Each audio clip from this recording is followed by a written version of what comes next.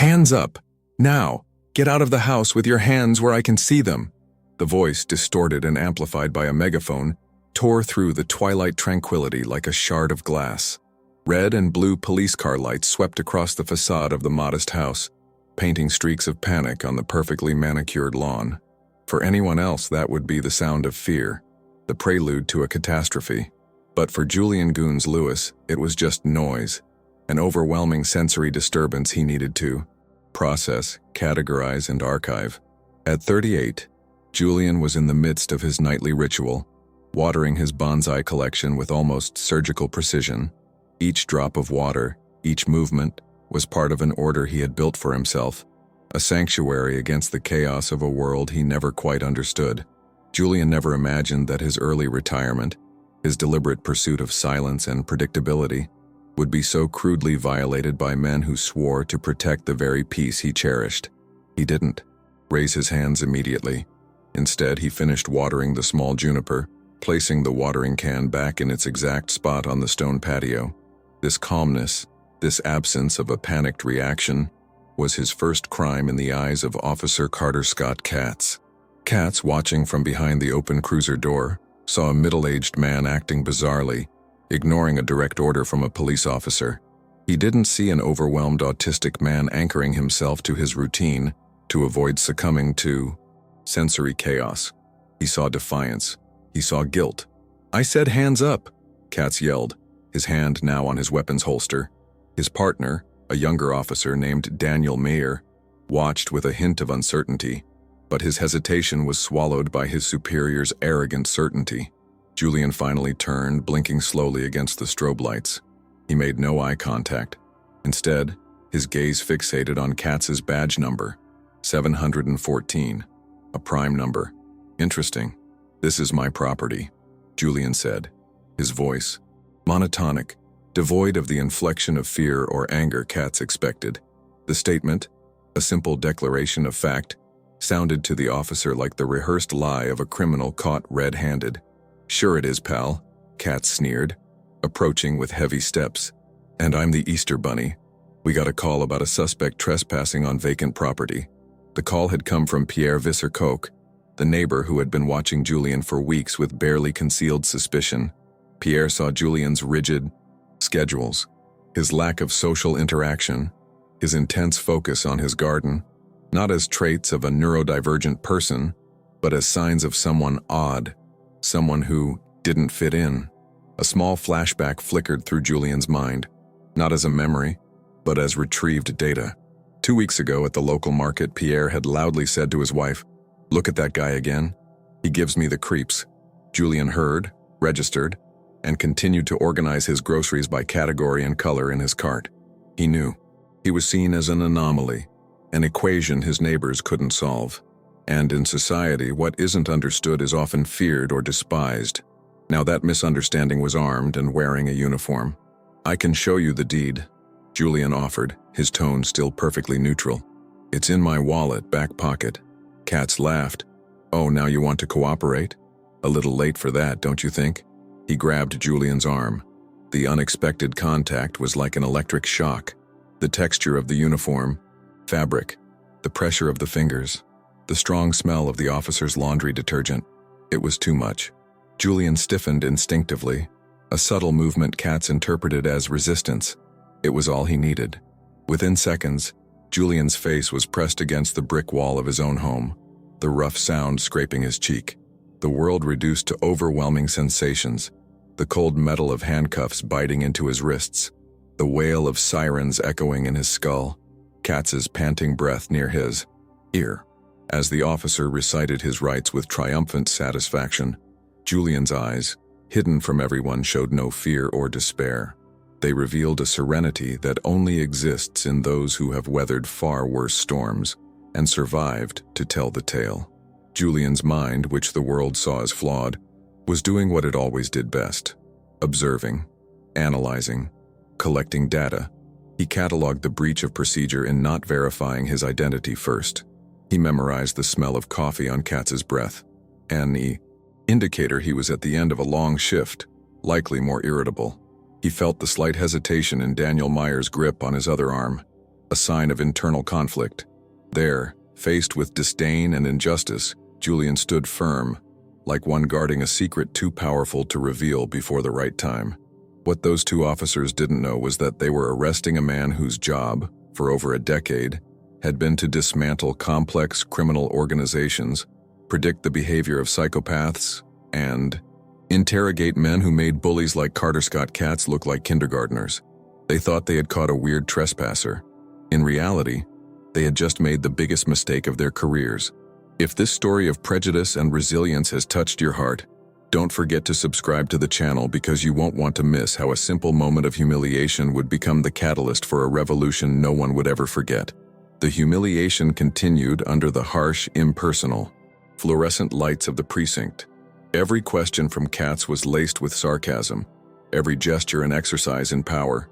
He emptied Julian's wallet onto the metal desk, scattering its contents with a dismissive sweep of his hand. The house deed and Julian's ID lay there in plain sight. Katz picked them up, glanced at them for a second, and tossed them aside. "Anyone can forge documents these days," he said with a sneer. "What were you really doing in that house, huh? Looking for something to steal?" Property looked vacant, easy target. Julian remained silent, not out of defiance, but because he understood the futility of arguing with someone who had already reached a conclusion. Katz's mind wasn't seeking truth. It was seeking confirmation of his bias. Speaking would be a waste of energy. This passivity only enraged Katz further. He leaned over the desk, invading Julian's personal space, his voice rising. "Look at me when I'm talking to you. What's wrong with you, man? Are you on something? Is that it?" The smell of sour coffee was stronger now. Julian focused on a tiny scratch on the metal desk's surface, tracing its path with his eyes, using it as an anchor to maintain his calm. As Katz railed, Julian's mind drifted elsewhere, another time. A flashback, sharp and vivid. He was in a training room in Quantico. An instructor, a former Marine with a neck thicker than his thigh, was yelling in his face, spittle flying. It was a stress resistance exercise designed to break recruits. The instructor mocked his stillness, his lack of eye contact, calling him a robot, a freak. But Julian didn't break. Instead, he noted the slight twitch in the instructor's left eye, the way he shifted his weight to his right foot before raising his volume, the patterns in his aggression. At the end of the exercise, while the other recruits were shaken, Julian calmly handed in a 3-page report detailing the instructor's tells, predicting with 92% accuracy when he was bluffing or when he was genuinely angry. His autism, which many saw as a social deficit, was his analytical superpower. He didn't feel the aggression, he dissected it. Now, in that interrogation room, he was doing the same to Officer Katz. He was dissecting an insecure man, drunk on a small dose of power, making one mistake after another. Katz escorted him to a holding cell, shoving him inside with unnecessary force. "Sleep tight, weirdo," he said with a smirk, the metallic clang of the closing door echoing down the corridor. "Tomorrow we'll find out all your little secrets." The cell lights buzzed at an irritating frequency. The smell of disinfectant and despair was palpable. For most, it would be a breaking point. For Julian, it was just a new environment to analyze. He noted the security camera in the corner, its red LED blinking. He noted the blind spot directly below it. He heard the pattern of guards' footsteps in the corridor, timing their rounds. He wasn't a victim awaiting rescue. He was an operative in the field, albeit retired in hostile territory, gathering intelligence. His motivation was no longer just about clearing his name.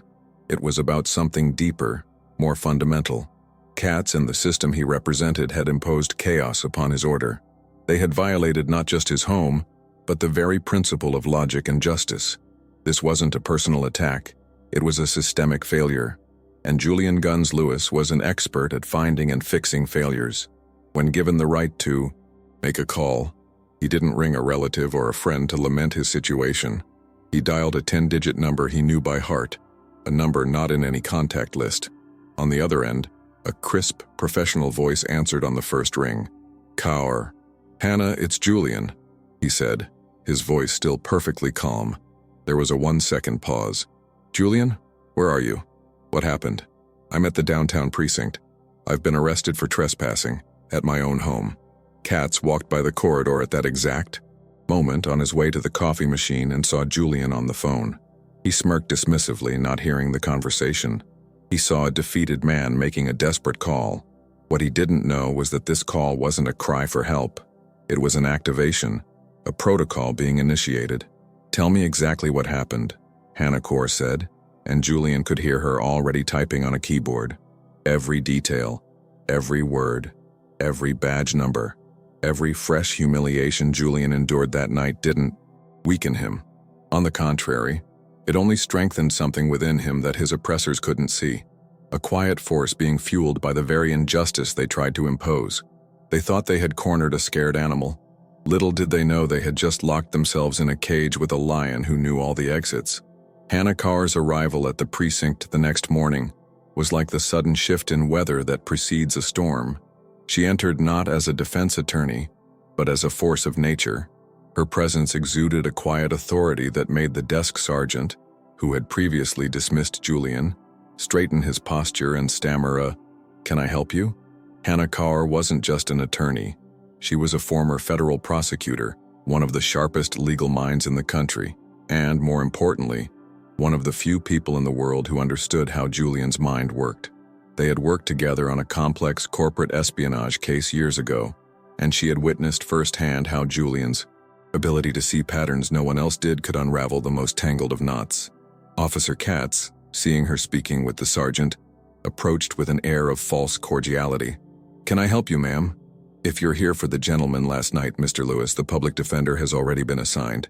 "I am not the public defender," Hannah said, her voice sharp as ice. "I am his attorney, and you are Officer Carter Scott Katz, badge 714. I'd like to see my client now." Katz was momentarily taken aback by her specificity but quickly regained his swagger. "Well, look at that," he muttered to Daniel Meyer, who was nearby. "The weirdo got a fancy lawyer. Must be burning through mommy's inheritance." He led Hannah to an interrogation room, still believing he was in control, that she was just an expensive nuisance who would soon tire of such a strange client. He couldn't have been more wrong. Alone in the room, Hannah and Julian wasted no time with pleasantries. "Report," she said, opening her laptop, and Julian reported. With his eidetic memory, he recited the entire event, word for word. Katz's insults, Meyer's hesitations, the exact 17 minutes that passed from the cruiser's arrival until he was placed in the car. He detailed the procedures that were ignored, the laws that were violated. It wasn't the story of a scared man. It was the testimony of an expert witness. "They'll try to hide the body cam footage," Hannah said, her fingers flying across the keyboard as she drafted the initial motions. "They'll claim a technical malfunction." "It won't matter," Julian replied.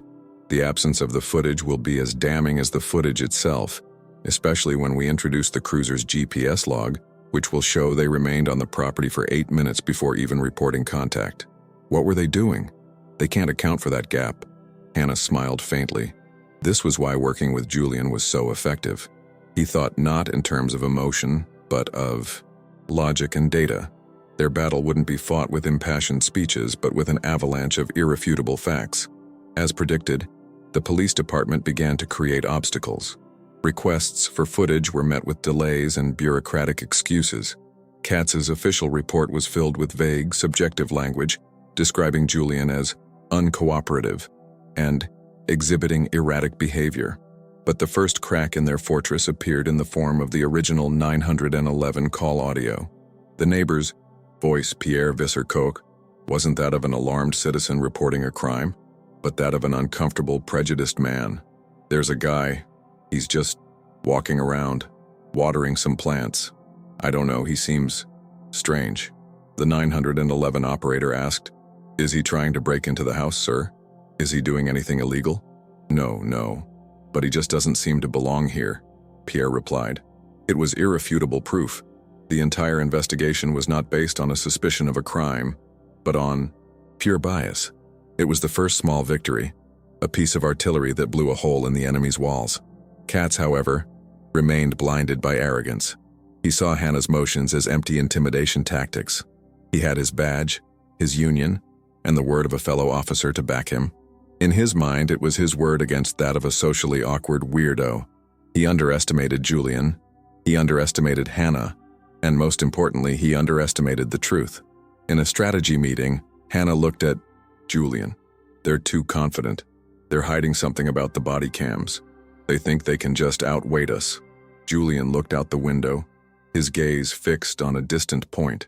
Arrogance creates blind spots, he said. Katz is so focused on painting me as a criminal that he's forgotten his own mistakes. He doesn't think I was paying attention. He thinks I was scared. He turned to Hannah. When he pressed me against the wall, his taser was positioned on his right side. The model is an X26P. I saw the serial number. He held it for a moment, finger on the trigger. He didn't discharge it, but he activated it. The laser light flashed against the brick for a second. He didn't report that. The taser activation log will prove he lied about the level of threat. Hannah stopped typing. She looked at Julian, a gleam of admiration in her eyes. For a moment, as the police arrested Julian and the system seemed poised to crush him, everyone thought they would witness just another predictable failure, another different person punished for not conforming. Little did they know the chess match had begun long ago, and Julian wasn't just playing to win. He was about to flip the entire board. The preliminary hearing took place in a small, stuffy courtroom, the kind of place where justice is dispensed like fast food, quickly, and without much consideration. Officer Katz was on the witness stand, looking the picture of confidence. He recounted his fabricated version of events with practiced gravitas, painting a picture of two brave officers dealing with an unpredictable and potentially dangerous individual. He looked at Julian with disdain, expecting to see a broken man. Instead, he met the same calm, analytical gaze that had irked him from the start. Then, Hannah Kaur rose for cross-examination. Her approach wasn't aggressive. It was methodical, almost surgical. She began with simple questions, establishing the basic facts. Officer Katz, you responded to a call regarding a possible trespasser, correct? Yes, ma'am. And that call, as we heard in the audio, did not mention any forced entry or ongoing crime. Only a man who seemed strange, correct? Katz hesitated. We had to check out the situation. The first bead of sweat formed on his brow. Hannah then requested that Daniel Meyer's body cam footage, the only one the department managed to recover, be played. The courtroom watched in silence as the screen showed Julian calmly trying to explain the situation, only to be met with Katz's escalating aggression. The footage directly contradicted Katz's testimony that Julian had been immediately hostile. The officer's confidence began to visibly falter. His partner, Daniel Meyer, sitting in the gallery, looked increasingly pale. Officer Katz, Hannah continued, her voice never wavering, you stated in your official report, under penalty of perjury, that Mr. Lewis's behavior became so threatening that you were compelled to draw your taser as a precautionary measure. Is that correct? Yes. I feared for my safety and my partner's. Katz lied, his gaze flicking to the judge for validation. And you only drew it, but did not activate it, correct? Because the situation resolved itself before it was necessary. Correct, Katz said, falling right into the trap. Hannah signaled her assistant. Your Honor, the defense would like to submit Exhibit C. It is Officer Katz's internal taser data log, model X26P, serial number X9874B12, obtained via subpoena. A heavy silence fell over the room. This log shows that on the date and time of the incident, the device was not merely drawn, it was armed, and the laser sight system was activated for a period of 3 seconds, a fact you conveniently omitted from your report. Why would you lie about that, officer? Katz's face turned ashen. He opened his mouth, but no sound came out. He was finished, and he knew it. But Hannah wasn't done yet. That was the body blow. The knockout was yet to come. Your Honor, she said, turning to the judge, the state has built its entire case around the notion that my client is a suspicious individual with no ties to the community, someone who didn't belong in that place. They've painted him as a potential criminal, but they failed to ask the most basic question, who is Julian Gunnes Lewis? She walked to her table and picked up a thin, black folder. Mr. Lewis is not a trespasser. He is, in fact, the legal owner of that home, where he had hoped to live out a quiet retirement, a retirement he earned after serving this country for 12 years. Hannah opened the folder and handed it to the clerk, who passed it to the judge. This is Mr. Lewis's decorated service record. He didn't spend his days being strange. He spent his days as a special agent with the Federal Bureau of Investigation, Behavioral Analysis Unit, specializing in counterterrorism. A collective gasp swept through the small courtroom. Katz's jaw literally dropped. He looked from Hannah to Julian, the terrifying realization finally dawning on his face. The weirdo he had bullied, humiliated, and falsely accused was a federal agent trained to read people like him like a children's book. The judge looked over his glasses at the documents, then at Julian, and then at the crumbling officer on the witness stand. His expression, previously bored, was now one of icy fury. All charges against Mr. Lewis are immediately dismissed with prejudice, the judge declared, his voice booming like thunder. Officer Katz, you are under investigation for perjury, falsification of official report, and civil rights violations. Turn in your weapon and badge to the bailiff. You are dismissed. As two bailiffs, his former colleagues, escorted him out of the courtroom, humiliated and panicked, Katz's eyes met Julian's one last time. In that calm gaze, he saw no triumph, no hatred, no vengeance. He saw something far worse, the cold indifference of an equation, finally solved. Justice had been served in that courtroom, but the real question remained, hanging in the air like dust in the light. In a society that judges so readily based on appearance and prejudice, how many other Julian stories end without a bombshell revelation? What happens when the person you underestimate doesn't have an FBI agent's past to defend them? The answer was as unsettling as the silence that followed. Julian Guns Lewis's story didn't end with the sound of the judge's gavel. It began. The news exploded, first in local media, then nationally. Autistic ex-FBI agent exposes police abuse on his own property. The narrative was irresistible. A silent hero, wronged by a system that should have protected him, using the very skills that made him different to expose the truth. Julian, who sought anonymity, found himself reluctantly in the spotlight. He gave no interviews. He didn't appear on morning shows, but his story spoke for him. Letters and emails flooded Hannah Cower's inbox, from parents of autistic children, from neurodivergent adults who had faced a lifetime of discrimination, from people who felt invisible and misunderstood. They saw in Julian not a victim, but a symbol of quiet strength. Julian channeled this unwanted attention in his characteristic way, logically and efficiently. With Hannah's help, he used the proceeds from the civil lawsuit he won against the police department to establish a foundation. The mission was simple: to fund the development of new training programs for law enforcement, specifically focused on how to interact respectfully and effectively with neurodivergent individuals. He didn't want revenge. He wanted a solution. He wanted to fix the systemic failure. His bonsai garden, once a private sanctuary, became something more. The small trees, which required patience, precision, and a deep understanding of their unique natures to flourish, became a metaphor for his cause. He returned to his routine, to his silence, but now his peace had a greater purpose. The consequences for Carter Scott Katz were swift and brutal. He was not only fired, he faced criminal charges and was convicted of perjury. He lost his career, his pension, and his reputation. He became an outcast, a whispered name as a cautionary tale in police academies. The man who built his identity on a pedestal of authority and power lost everything, undone by his own arrogance and prejudice. His partner, Daniel Meyer, took a deal. He testified honestly against Katz, admitted his mistakes, and accepted a lengthy unpaid suspension. He voluntarily enrolled in the new training programs funded by Julian, actively seeking to understand what he failed to see that night. He learned a harsh and permanent lesson about the difference between following orders and following conscience. In the neighborhood, the story also left its mark.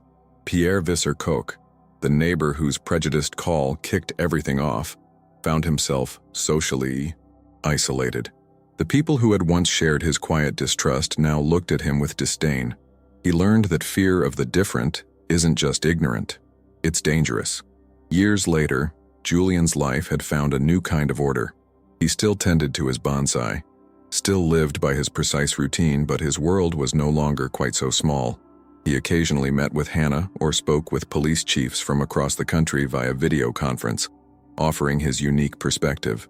He never raised his voice, never displayed emotion, But his words, grounded in logic and experience, carried immense weight. He proved that the very traits the world once labeled as deficits, his intense focus, his detailed memory, his calm under pressure, were in fact his greatest gifts. Society values what is loud, what is extroverted, what easily fits into predefined molds. But Julian's story was a powerful reminder that true strength often resides in silence, in observation, and in the courage to be yourself, especially when the world demands you be someone else. Carter Scott Katz tried to destroy Julian, but he ended up destroying himself. Julian learned that true vengeance is not about returning harm for harm. It's about using truth to restore order, achieving a peace his enemies, trapped in their own chaos, could never comprehend. And you, what would you do in Julian's place? Have you ever felt judged or underestimated for being different? Leave your story in the comments below. If this journey of justice, logic, and the quiet strength of truth has inspired you, don't forget to like this video, subscribe to the channel, and hit the notification bell. Because every story we share is another testament to the fact that sometimes karma isn't just a cosmic force, it's a brilliantly executed plan.